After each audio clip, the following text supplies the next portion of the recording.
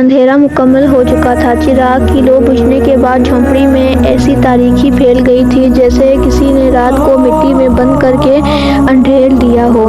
حامد نے ہاتھ آگے بڑھایا مگر کچھ نظر نہ آیا۔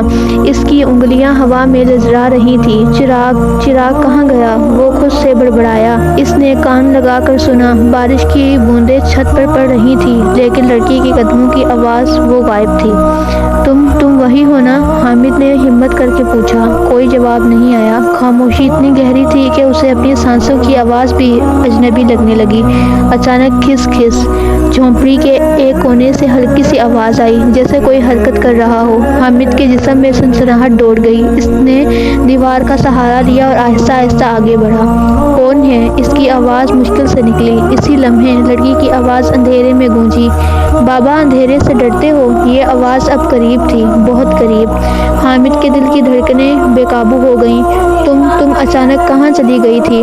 وہ ہکلاتے ہوئے بولا۔ لڑکی ہلکی سی ہنسی۔ وہ ہنسی ایسی تھی جس میں خوشی نہیں بس جاننے کا غرور تھا۔ اندھیرے میں تو سب ایک جیسے ہو جاتے ہیں بابا، وہ بولی، چاہے زندہ ہو یا یادیں۔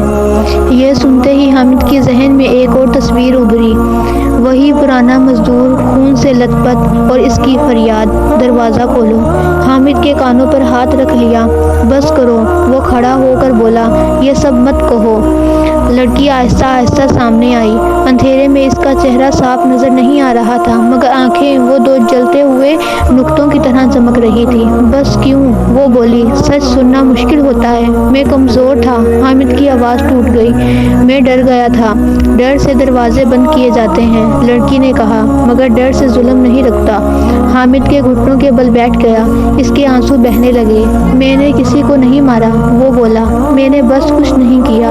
لڑکی چند لمحے خاموش رہی، پھر بولی، کبھی کبھی کچھ نہ کرنا سب سے بڑا جرم ہوتا ہے بابا۔ یہ الفاظ حامد کے دل میں تیر کی طرح لگے۔ لڑکی نے آہستہ سے اپنا سر اٹھایا۔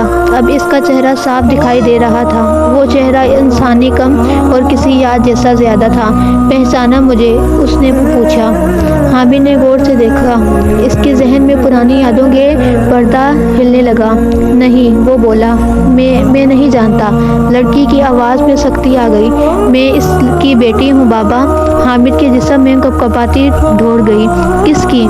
اس مزدور کی، وہ بولی، جو اس رات تمہارے دروازے کے باہر چیخ رہا تھا۔ حامد کی چیخ نکلتے نکلتے رہ گئی۔ وہ زمین پر بیٹھے بیٹھے پیچھے ہٹ گیا۔ نہیں، یہ ممکن نہیں، وہ بڑبڑایا۔ لڑکی کے چہرے پر ہلکی سی اداسی آئی۔ میں اس رات بچ گئی تھی، وہ بولی، مگر میرے باپ نہیں بچے۔ خاموشی پھر چھا گئی۔ میں تمہیں مارنے نہیں آئی بابا، لڑکی نے آہستہ سے کہا، میں بس ایک سوال کا جواب لینے آئی ہوں۔ کیا جواب؟ حامد کی آواز کانپ رہی تھی۔ اگر تم اس رات دروازہ کھول دیتے، وہ بولی، تو کیا سب کچھ بدل جاتا؟ حامد نے آنکھیں بند کر لیں۔ آنکھوں کے سامنے ساری زندگی گھوم گئی۔ ہاں، وہ روتے ہوئے بولا، شاید۔ لڑکی نے ایک قدم پیچھے ہٹ کر دروازے کی طرف دیکھا۔ آج تم نے دروازہ کھولا، وہ بولی، مگر بہت دیر سے۔ دروازہ خود مخود چرچرانے لگا جیسے پرانا زخم جاگ اٹھا ہو۔ لڑکی کا سایہ دیوار پر غیر معمولی طور پر پھیل گیا۔ کچھ دروازے، وہ بولی، آزمائش کے ہوتے ہیں اور کچھ وہ رکی، حساب کے۔ یہ کہہ کر وہ پیچھے ہٹی۔ اندھیرے میں اس کی موجودگی دھندلانے لگی۔